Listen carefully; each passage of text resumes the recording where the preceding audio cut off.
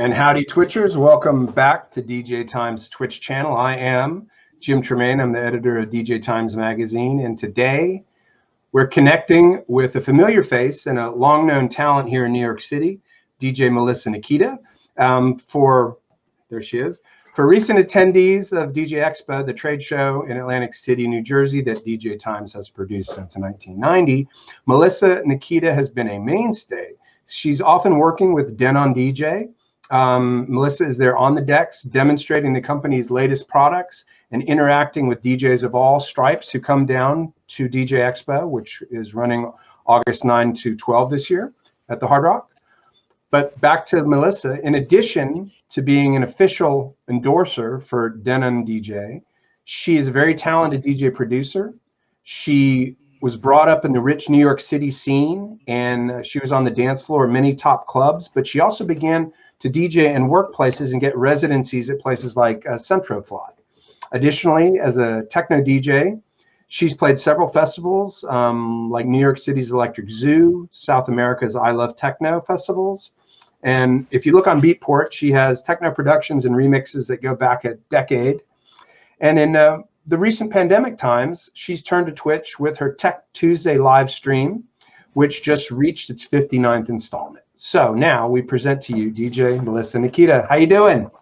Hey guys, thank you, Jim. Thank you for having me. Absolutely, absolutely.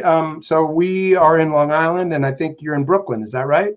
Yep, you got it. All right, you're a Brooklyn gal through and through. Yes. Absolutely, and I think we're in your studio / Twitch space. You got it.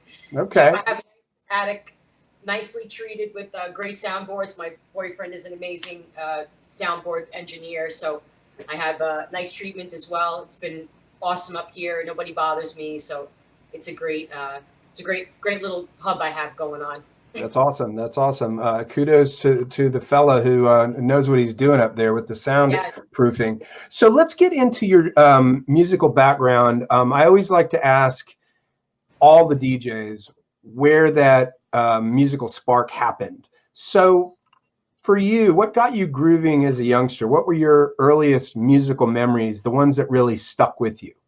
Yeah, so I had to be about 12 or 13. And a friend of mine, that's when like AOL chat rooms and all started, and people were talking about music. And I was always a rock and roll chick, classic rock, like Zeppelin, Pink Floyd. Mm-hmm. I had my mother's peppering of disco, my father's, classic rock peppering. And so he was listening to Vince Scelsa and all of the New York rock radio DJs? Yeah, exactly. Yeah. Okay. You're like a lot of folks, right? Yeah, for sure. And a person in the chat room, we were all talking about music, and he sent me William Orbit's Barber's Adagio for Strings. And that was a track that just moved me, and it sort of started my interest in electronic music. And then from there, my uncle, we're close in age, he's a close friend of mine, he was going out like the Palladium, and so I had to be only maybe, 14 and I was at the Palladium. Get out. Very, very young. And, how did you manage? Well, he happened to know the door person at Palladium, but my funny story about Limelight was I actually, because I'm so short, I kind of shimmied my way into a crowd that had already been ID'd. Okay. And I stuck myself in the middle of those people, and I just rushed into Limelight, and I left all my friends at the door. So it was like an amazing experience where very eye-opening venue. Yeah, it especially was. back then. Yeah, I remember I was in the club for about 4 or 5 hours, and it was totally life-changing. DJ Corbett was pretty much the first, and he's also a great friend of mine nowadays. He was really the first DJ that I experienced up close and personal in that sense, where he was right there. So right, and the Limelight was like no church you'd ever been to. Yeah. Yes. Right. Yeah. And now it's like a pizzeria and a clothing store. So yeah, it's like an urban mall kind of thing. Yeah. And but let's go back to that times, because I think we're talking about the 90s here, and yes. 93, 94. Right. So that was an interesting time in New York clubland. You had Limelight going on with all of its insanity. But they had different parties every night. The Palladium was enormous. I think it's now Yes. an NYU dorm or something. But it was Yeah. an enormous place where rock bands would play, but also you could go see British techno acts, local DJs. Eventually, it became a Junior Vasquez playground. You also had ARC, which had a history, which was on the west side, where they had the NASA parties. And then, of course, in the mid 90s, you had Twilo, and then later Exit, and the next version of Sound Factory. So, the point I'm getting at is, New Yorkers had a lot of different places, a lot of playgrounds to go check out, and a lot of DJs playing a lot of new music. Yes, we did. I lived in Sound Factory on Sundays for many years. Sound Factory Sundays with Jonathan Peters. We used to get up on Sunday mornings, like we were going to work at like 6 a.m. and go to Sound Factory for the 7 o'clock show, basically. Sure. Yeah, I remember popping over there a couple times, going from club to club. I remember going in there at about 7 a.m. once on a Sunday, and walking in, and he was playing Elton John's Rocket Man. Rocket Man, yeah. That was a huge Factory track. Yeah, he had some Pink Floyd things he would do as well. But yeah, but it was easy to get inspired by DJs back then, wasn't it? Yeah, for sure. Especially with the creativity that happened and the team. I mean, I just, again, watched 54, which is a great movie. And you saw how, like, Steve Rebell did it for 54. Richard Grant really did that for Sound Factory. It was like our 54, of the mid 90s. And it was just amazing, between the dancers and the light show, and Steve Revlon on lights, and Jim Hines in production, Jonathan in production. It was just an amazing collective. And the DJ who never leaves. Yeah, the DJ who would go for 20 hours. It was great. Yeah, 20 hours plus. Yeah, it is. It's funny you mentioned Steve Rebell. I was watching on Netflix last night that Halston show, and it just got into the Studio 54 part. So it took 3 episodes, but here we go. Cool. I gotta check that out. Yeah, it's a good show. So let's talk a little bit about how you got into DJing. Like I said, you saw some of the better, most influential New York DJs of their time. How did that translate into Melissa getting on the decks and eventually making music herself? Yeah. So best friends since I've been like 13, Sean Inc. and Eddie Mez. They actually have their own Twitch show as well, weekly. It's called Cartoon Land. Sean and I grew up together, really good friends, and I was always in the studio with them, watching them play. And I had this crazy insanity for collecting music. So now here I am with stacks of records and CD books and all that jazz. And a friend of mine, John Gunn, who at the time was a hip hop DJ in Brooklyn, was like, you should start to play. So I started, getting the feel of it on vinyl first. And I just really fell in love. And by the time I was maybe 17, I was working with Thora Niello and Savan with Reach Productions. And then I had my first residency by the time I was 20, and that was at Central Fly. Right. And then Exit followed. So yeah, it was pretty much just hanging around a lot of DJs growing up and really getting the bite from that experience. Let's talk about those early days of DJing. What were you learning on? Was it Technics 1200s? Was it belt drive Geminis? What was it? So 2 Technic 1200s. I actually had one Gemini and one Technic 1200 to start with, and then I finally got a second. You and a lot of DJs, yeah. Yeah, I had a Newmark mixer. I don't remember which one it was. And then the transition for me, I was traveling early. I had a live stream show back in the early 2000s on Nightclub City, and it was my Tech Tuesday. So Tech Tuesday actually has a long history, and I used to post that show on a lot of message boards back then because we didn't really have Facebook or anything. And that live stream show on Nightclub City back in 2000, 2001 got me a lot of recognition overseas. So that's how I started working with the South American crews, and over in Amsterdam. I was only maybe 20, 21, 2001 to maybe 2004 touring already. And those were the vinyl days. So I would have to commute, by myself or with somebody with heavy records, and it was taxing, having to go through customs. I have stories about getting in and out of Colombia, which were a nightmare I can with imagine. DJ equipment back then. So the changeover for me, so it went from the vinyl days, and then the changeover occurred when I got the residency at Exit, and then there were white Denon 18, I think they were the 1800s. Mhm. And Exit White Room was where I had my residency, and that's what was in the booth. So that transition into CDs happened with me naturally on Denon DJ. So I actually went from playing on Techniques right into Denon DJ since I was in my early 20s. So you didn't mind the digital revolution at all? For me, I mean, the feel and the classic sound that you get from vinyl is completely a separate world for sure. And the ability to kind of, feel the music in that sense, where you're actually tangibly working on the sound rather than being digital. But it was definitely a lot easier for commute purposes and traveling for me, especially because I was touring, to go digital, where it was just one CD book instead of, 3 crates of records in boxes having to go through customs in different countries. Let's talk a little bit about your move up into the industry. You talked about being able to travel relatively soon, but you obviously networked and made your breaks and understood who you had to step to, and you had to be ready for your break to happen. How did that happen for you? So I actually wasn't really connected in New York with that stuff at all. That was totally through that nightclubcity.com live stream that I started back in the early 2000s. So it's really amazing the platform that we have with this live streaming. And nowadays, everybody's on a stream, but back then it was like nobody was really streaming, but Nightclub City had that platform. And there were, my friend James, and there was a Sean Inc. again with Cartoon Land and Eddie Mez.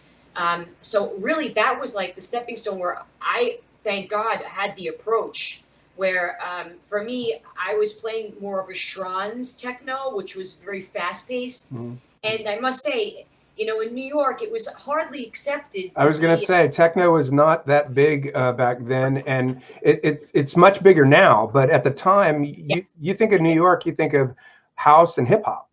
Yes, exactly. And I got away with it. Actually, Junior Vasquez, funny story. When I was the resident in the White Room on Fridays, I became resident in the Red Room on Saturdays. And Saturdays was Junior's night.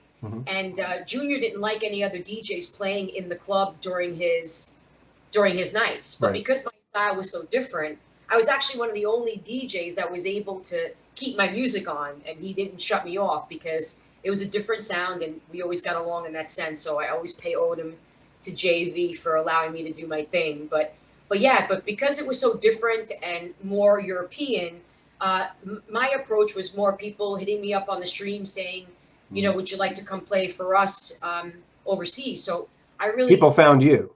Yeah, exactly. And a lot of times, like with Thorin and Savan, who managed me at the time at Central Fly, I was playing a lot more groovy, groovy house or tribal. And, they used to yell at me, don't play too hard, don't play too hard.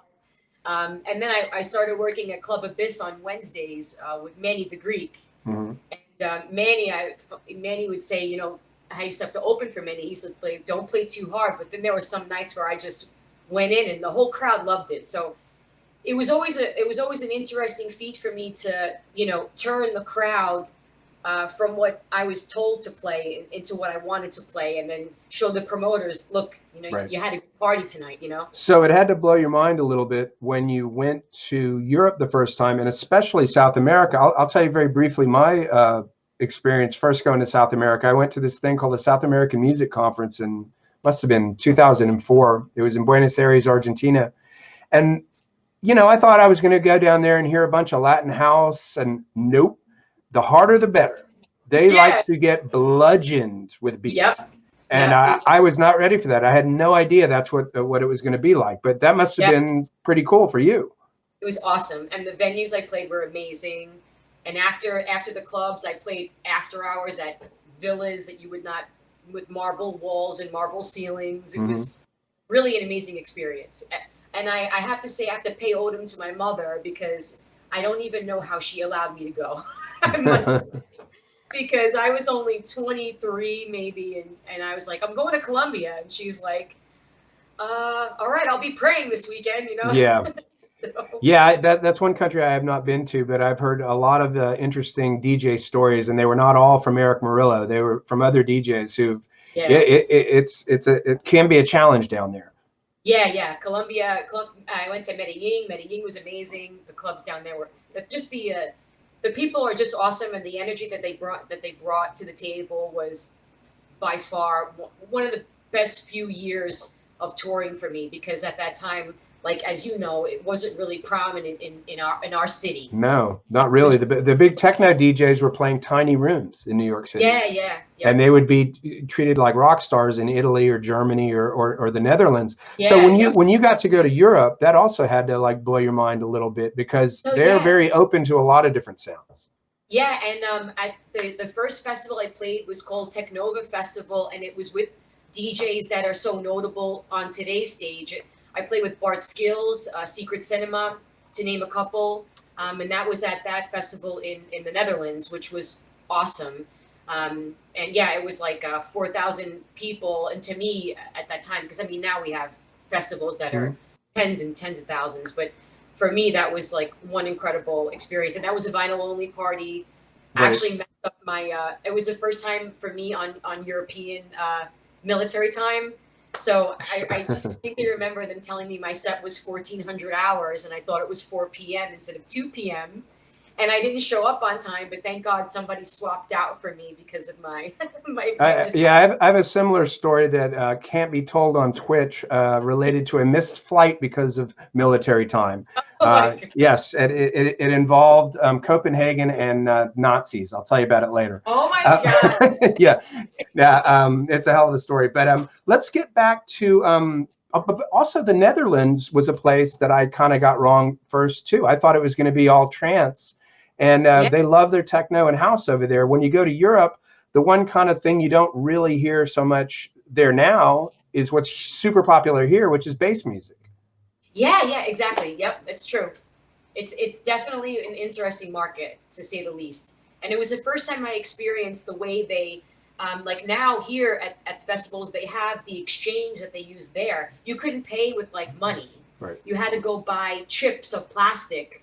Mm-hmm. They were like little plastic squares, and I remember having a pocket full of plastic squares. I was like, "What are these No, things?" yeah, I know. You feel like you're in Candyland or something. Yeah, It's yeah, so yeah. crazy. It's a very different, but it's cool. I mean, I love going over there. So let's talk about how you transitioned into the world of Denon DJ. All of a sudden, you're showing up at DJ Expo. You're working the Denon booth. You're showing off all the new gear. You're the Yes, point person for a lot of DJs who come to our show. yes. How did that connection happen?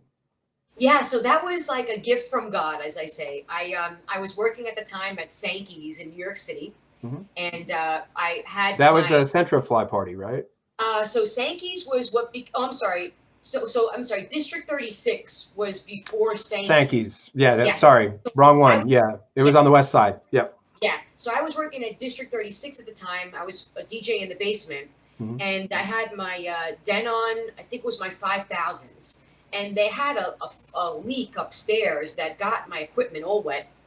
So I sent in my gear to get serviced, and they happened to Google me, and they contacted me back. It was actually Carl Gustafson, who's a blessing. Mhm. And Carl and I started talking, and they asked me for my info, some live sets, and it just so happened that all my history has been on Denon product. So I was able to supply them with, at that time, already 10 years of photos of me on all Denon gear. Just all that stuff was at my fingertips because I was already a Denon DJ. And then they invited me. This was when Denon was owned by D&M. Mhm. They invited me to join the brand as a sponsored Denon DJ, and it was just like it was like and to be personal with you too, Jim. I was only in my late teens, and I used to always get DJ times delivered to my house. And every year I would see DJ Expo, and I'd be like, wow, what an amazing thing. I would love to one day be doing that. I would hope that happens. And it actually came true for me, you know? Yeah, well, And you've then been a big part of it in the last several years, and we greatly appreciate all your thank efforts. you. But talk a Thank little bit about DJ Expo and how it not only helps the brand, but it helps you and it helps DJs of all stripes, because it's not just for mobiles or clubs or bedroom. It's for or turntablists. It's for all kinds of DJs. Yeah, yeah, for sure. I mean, the best part about it is the ability to actually demo your product. You know, Mhm. it's one thing if you get to go to a store, but it's another thing when you get to see the products being demoed by people who are seasoned on the product, or being able to try things out, associate with the DJs that are in the booth areas, talk to them a little bit more about what the product does. So it was more of like a hands-on experience, but a personal experience as well. I think that's probably like the biggest plus about the expo. And then you really have everything there, if you want to go look at turntables, you have turntables. If you want to go look at inner ear headphones, you have that, lighting, smoke machines, media players, mixers, the list goes on. So what you guys have done for us in that hands-on experience has been nothing but a pleasure for sure, No, we greatly appreciate all the kind words. And just to throw it back at you for a minute, the big news in Den and DJ over the last few years has been the Prime series. I don't want to turn it into an in music commercial, but I Was a definitely big want. part of my life. It's all good. I would like for you to very quickly break down what's new in the Prime series. Yeah. So the newest updates, which is awesome, is you can actually Wi-Fi into your Dropbox, access all your music, which is amazing. Very, very easy. We have the Beatport Link integration, also SoundCloud Go. Of course, we've always had the title streaming. So you just basically plug it and then you're ready to stream on all those platforms. One big thing for me, which all my fans know, is I'm a big layering DJ. I don't play track to track.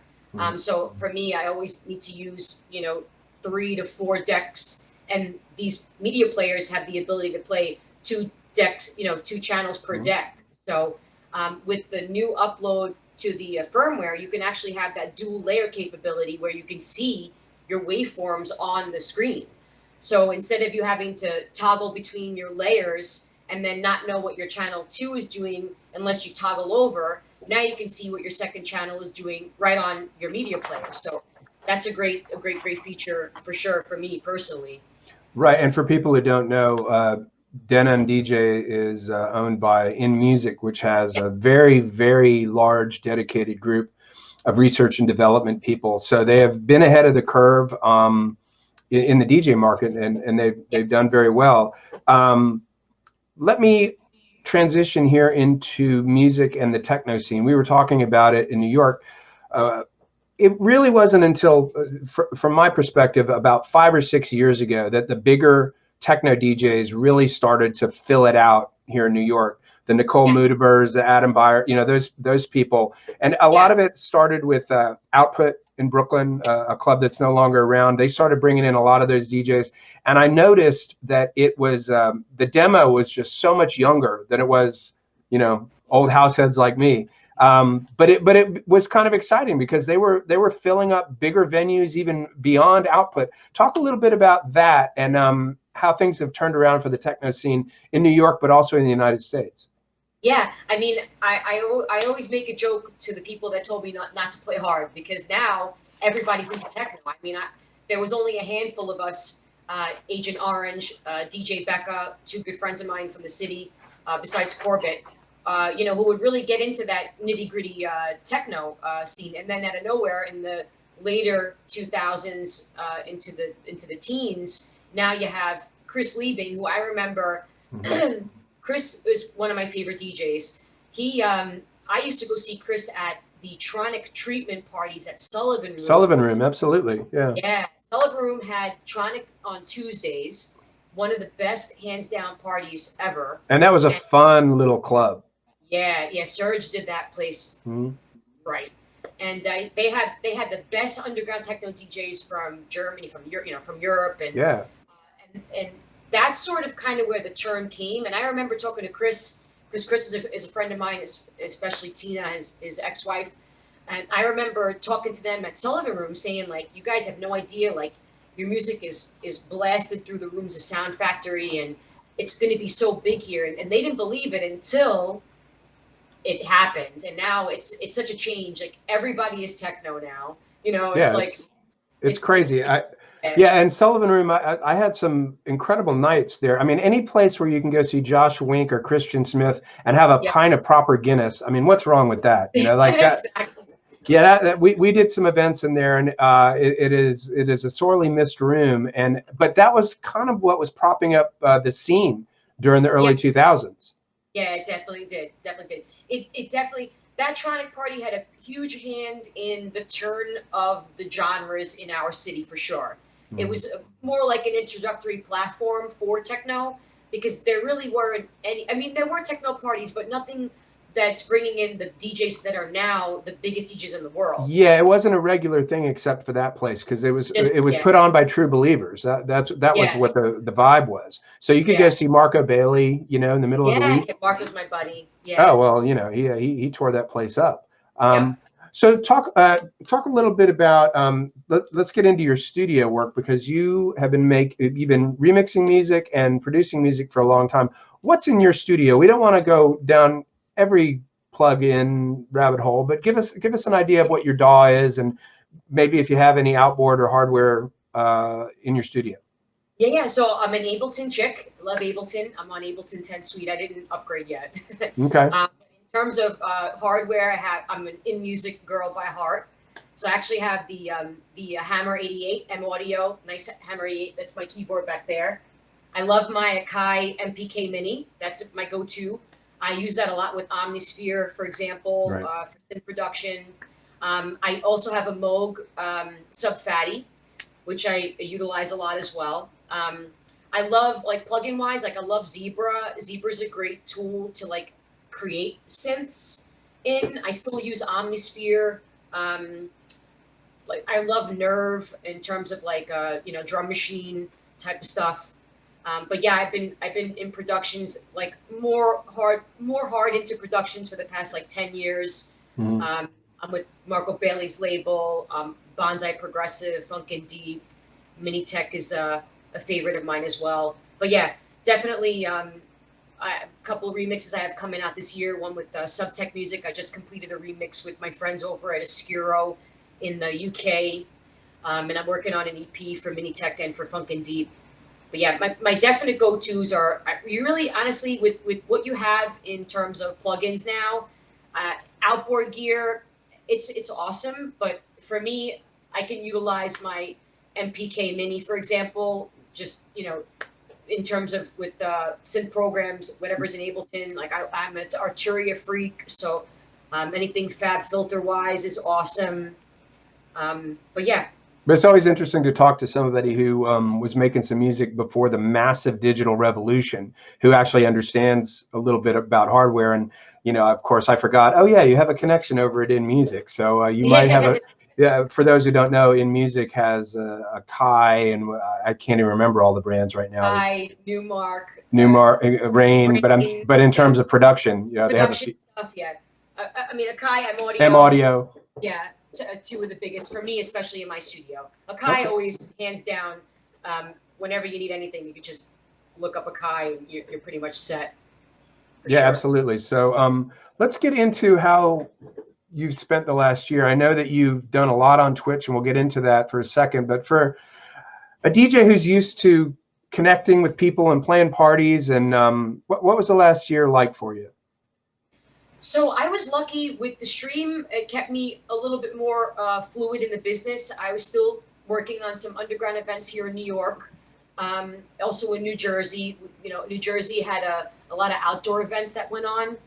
So I got lucky over the summertime. I was working with Anthony Nero with One Love Presents. We were doing some outdoor events over the summer on over the weekends. It was Friday nights. Then Headliner had some outdoor events that I was partaken in. And then the underground New York things were, underground New York things. So, Yeah. but Vegas opened a little early. So I had been back and forth to Vegas. I work a lot with the Mantra crew and I do the Techno Taco Tuesday party over there. And I actually performed my live stream show at Techno Taco Tuesday. I'm actually back there in July 24th. I'll be back in Vegas. So yeah, the clubs weren't so abundant, but thank God I still had, quarterly pop-ups here and there, nothing too crazy, but something to keep the, Kept your name out there. Yeah. yeah, get my name out there, have people be able to come say hi and stuff like that. But the stream for sure has been awesome. I have a great continuous fan base, which I'm appreciative of. I have a big Portuguese family, as I call them. Mhm. These people are, I mean, for me, it's like, 9, 10, 11 o'clock at night. For them, it's 3, 4, 5 a.m. and they're still going strong. So Right. it's awesome. Yeah. Good for them. Yeah. But that's great. So you've kept your name, your brand, everything out there. What goes into your weekly mix? There's a lot of music that you have to go through. I mean, Yes. you'll go back in time occasionally, but like talk a little bit about preparation to do something special each week.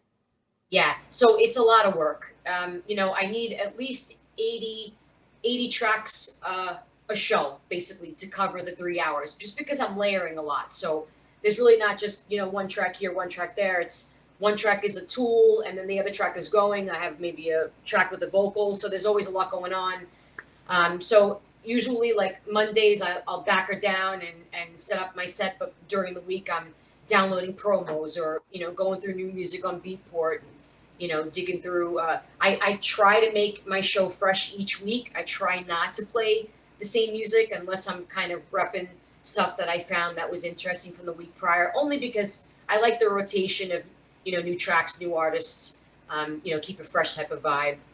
But it definitely is like it's a lot of music. It's 80 tracks and prep work.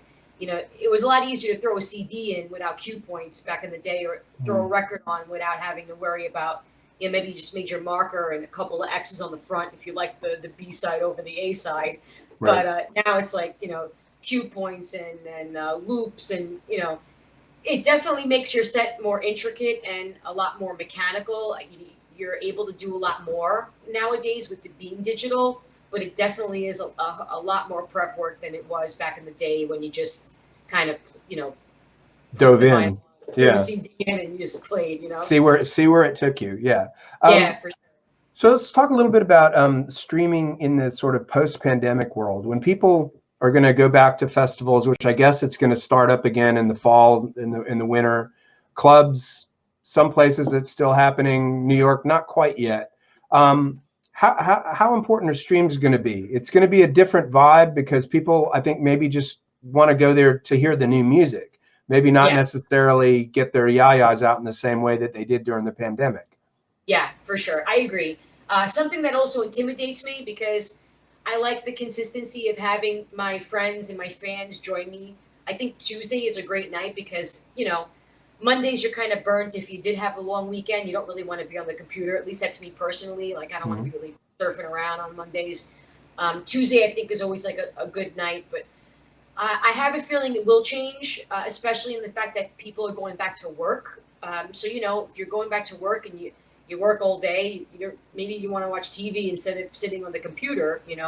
I mean, that's just life. But I know I'm going to keep going because I think it's important to continue my stride, especially over the fact that I've had the ability to make all these connections overseas. And hopefully, once things open up overseas and promoters are ready, I'll be able to utilize my tools and pull myself over. But I'm an active DJ at ADE, for example. Mhm. So I'm looking forward to October because this past year was, a wash. Yeah.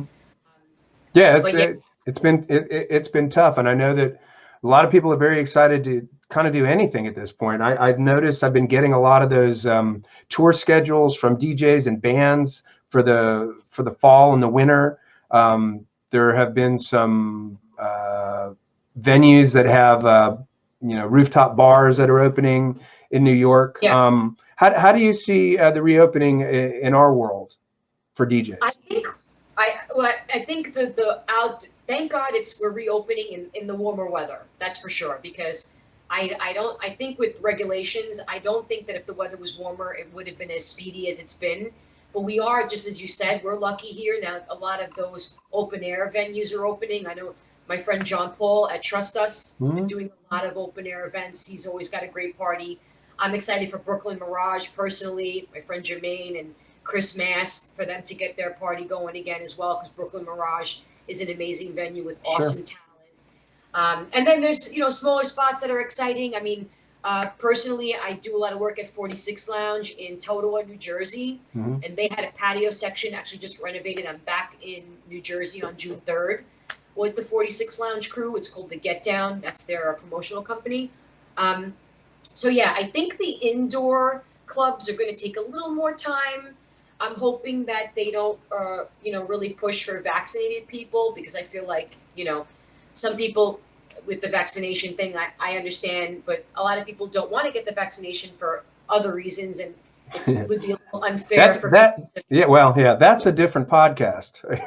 Yeah, exactly. You're right. Yeah. For sure. I would love to see everybody get vaccinated. I mean, I can't go to Yankee games unless I get vaccinated. You know what I mean? See, exactly. So there we are. But before we wrap it up, I see a question from Mike Marquez. He says, Beatport link. Are you using it or sticking to your regular files? So I'm not really. I don't use the platform much. I've used it in. I do want to touch on a few live stream events that I've actually had that were with Serato and Beatport. Personally, I'm more of a standalone with my thumb drive. I don't really utilize the Beatport link feature, but I have played on it. I think it's a great tool for DJs that are looking for more of that open, situation. But for me personally, I'm more of my thumb drive and, no connection. I'm also utilizing my laptop for my streams. I have to kind of upgrade into maybe getting a camera set up, to be honest with you. You show up ready to go. Yeah. Yeah, exactly. Yeah. But the Beatport link feature is amazing. I did a live stream with Serato for the Beatport link and then on DJ, and it's an awesome tool where you really have everything at your fingertips. And I plan on using it for a couple other streams for sure. But it's definitely a great feature if you have all those options at your fingertips for sure. Right, and the technology world is opening up to all of those possibilities as we see. And for now, I just wanted to also mention people who are looking to book DJs. There's a great platform called livespin.tv. It's through the Function House. I'm actually a DJ on that platform. So if anybody's ever interested in booking me for a stream, if they're looking to do like a house party, you can actually book me through livespin.tv, which is again great platform. There's a lot of awesome New York City DJs. Right, and Function House is a Brooklyn crew as well. Yeah, my boy Mike and Anthony, great friends. And I did a lot of work with them. And then also, if you guys want to check out, you could visit my YouTube. I did a lot of work with VH1 and Club and TV in correlation with Minitech Recordings over the past year. I actually did an amazing virtual festival called Elsewhere.